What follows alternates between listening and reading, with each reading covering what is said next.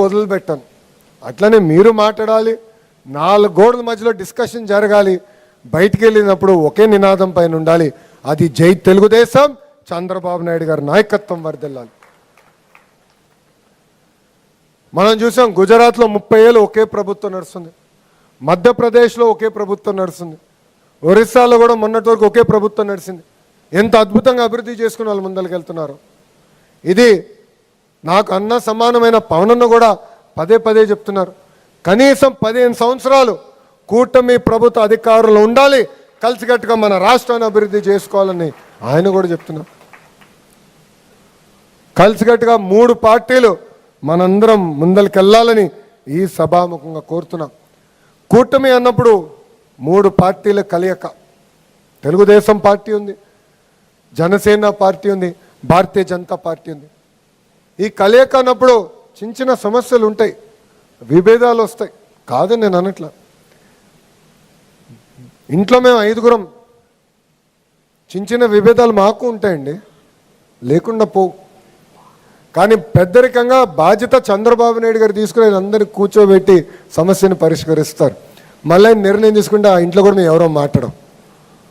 అదేవిధంగా ఇక్కడున్న parliament party అధ్యక్షులు ఉన్నారు, పార్లమెంట్ ప్రధాన కార్యదర్శులు ఉన్నారు, మీ పైన బాధ్యత ఉంది. కూటమిలో వస్తున్న చిన్న చిన్న సమస్యలు విభేదాలు ఏమున్నా కూడా వాళ్ళ పార్టీ నాయకుల్ని పిలవాలి, కూర్చోబెట్టాలి, ఆ సమస్యలు మీరు పరిష్కరించాలి. మీరు చేయని అంటే మీతో కొన్ని సమస్యలు అన్నీ మీరు చేయలేకపోవచ్చు. జోనల్ కోఆర్డినేటర్ ఉన్నారు, రాష్ట్ర పార్టీ అధ్యక్షులు ఉన్నారు, దాని తర్వాత నేను కూడా ఇన్వాల్వ్ అవుతా. కానీ మనకి విడాకులు లేవు, క్రాస్ ఫైర్ లేవు, కలిసికట్టుగా ముందరికి వెళ్ళాలని ఈ సభాముఖం ఇక్కడ ఉన్న మిమ్మల్ని అందరు నేను కోరుతున్నాం. మనందరం కూడా అప్రమత్తంగా ఉండాలి. ఎందుకంటే పార్టీ పేజీల పేరుతో పార్టీల మధ్యన విభేదాలు సృష్టించడానికి వైకాపా నాయకులు ప్రయత్నిస్తారు. ఆవేశం అవసరంలా ఓర్పు సహనంతో ఆలోచించి మనందరం నిర్ణయం తీసుకోవాలి. అప్పుడే సరైన నిర్ణయం మనందరం తీసుకోగలుగుతాం. ఇక్కడున్న మిమ్మల్ని అందరూ విషయం కోరుతున్నా, 175 నియోజకవర్గాల నుంచి ఇక్కడ ప్రతినిధులు ఉన్నారు, పార్లమెంట్ కమిటీలో మీరందరూ ఉన్నారు. మీ నియోజకవర్గంలో ఏమైనా సమస్య ఉంటే కంపల్సరీగా గ్రామ పార్టీ అధ్యక్షుడి పైన బాధ్యత ఉంది, క్లస్టర్ యూనిట్ బూత్ పైన బాధ్యత ఉంది, మండల పార్టీ అధ్యక్షుల పైన బాధ్యత ఉంది, నియోజకవర్గంలో ఎమ్మెల్యే కానీ ఇన్ఛార్జ్ పైన బాధ్యత ఉంది, వాళ్ళతో అవ్వకపోతే పార్లమెంట్ పార్టీ అధ్యక్షుల పైన బాధ్యత ఉంది. వాళ్ళు సమస్యలు పరిష్కరించాలి. నేను మీకోసం పనిచేసాక సిద్ధంగా ఉన్నా, చేయనని నేను అనట్లా. కానీ ఈ మధ్య నేను ఒక కొత్త ట్రెండ్ కనపడుతుంది. వ్యవస్థలో పనిచేస్తాం మానేసి వ్యక్తులపైన ఆధారపడుతున్నాం, దానివల్ల నష్టపోతుంది మన పార్టీ. ఈ భూమిపైన మనందరం శాశ్వతం కాదండి, ఈ భూమిపైన లోకేష్ శాశ్వతం కాదు, తెలుగుదేశం పార్టీ అనేది శాశ్వతం. ఒక వ్యవస్థ కింద మనందరం నడవాల్సిన అవసరం ఉంది.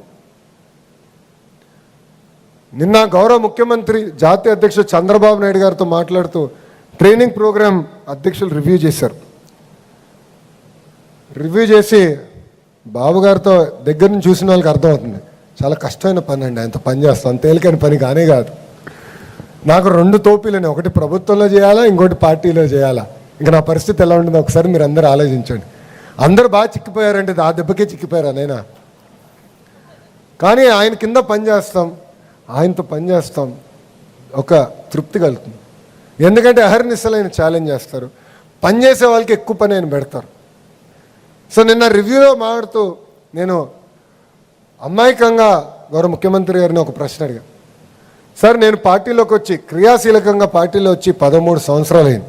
అంటే 2013లో వచ్చాను, 13 సంవత్సరాలు పార్టీలో ఉన్నాను సార్. కానీ ఏనాడు పార్లమెంట్ పార్టీ కానీ ఆనాడు జిల్లా కమిటీని మీరు ఇట్లా పిలిపించి ట్రైనింగ్ ప్రోగ్రాం పెట్టినట్టు నాకు గుర్తులేదు. ఇలాంటి ట్రైనింగ్ ప్రోగ్రాం పెట్టి ఎన్ని సంవత్సరాలు అయి ఉండొచ్చు సార్ అని అడిగినప్పుడు ఆయన అట్లా ఆలోచించి కనీసం 2 దశాబ్దాలు అయిందని ఆయన చెప్తాం జరిగింది. ఎందుకు మీ అందరికీ చెప్తున్నానంటే పార్టీ వ్యవస్థని బలోపేతం చేసేదానికే మేము అందరం ఇక్కడ ఉన్నాం. ఇక్కడ చాలామంది నన్ను కలిసినప్పుడు, ఫోటోలు దిగినప్పుడు ఒక 5 సెకండ్లో, ఒక 20 సెకండ్లు, 30 సెకండ్లు మీ సమస్య కూడా నాకు చెప్పారు. దాంట్లో ఎక్కువ శాతం మంది నాకు చెప్పింది కూడా, కొంతమంది అధికారులు మేము కలిసినప్పుడు వాళ్ళు సరిగ్గా మమ్మల్ని గౌరవించట్లేదు, మేము చెప్పింది సరిగ్గా చేయట్లేదు, ఇచ్చింది తీసుకోమనండి, మెరిట్ ఉంటే చేయొచ్చు, లేకపోతే పర్వాలేదని చెప్తాం జరిగింది. అలాంటివన్నీ కరెక్ట్ చేసేదానికే పార్టీ వ్యవస్థని బలోపేతం చేసి ఆ వ్యవస్థని కూడా నడిపించే బాధ్యత మేము తీసుకుంటామని ఈ సభాముఖం నేను హామీ ఇస్తున్నాను. ఈరోజు మండల్ పార్టీ అధ్యక్షులు, ప్రధాన కార్యదర్శులు ట్రైనింగ్ ఇస్తున్నాం. క్లస్టర్ యూనిట్ కూడా ట్రైనింగ్ ఈ కార్యాలయంకి పిలుస్తాం. బూత్కి వచ్చే గల విశాఖపట్నంలో ఒక రీజనల్ సెంటర్, అమరావతిలో ఒక రీజనల్ సెంటర్, అదేవిధంగా తిరుపతిలో ఒక రీజనల్ సెంటర్ ఏర్పాటు చేసి అక్కడ ట్రైనింగ్ మేము అందజేస్తాం. ఇది నిరంతర ప్రక్రియ. మీరే చూస్తారు ఈరోజు ఇంత పెద్ద కార్యాలయం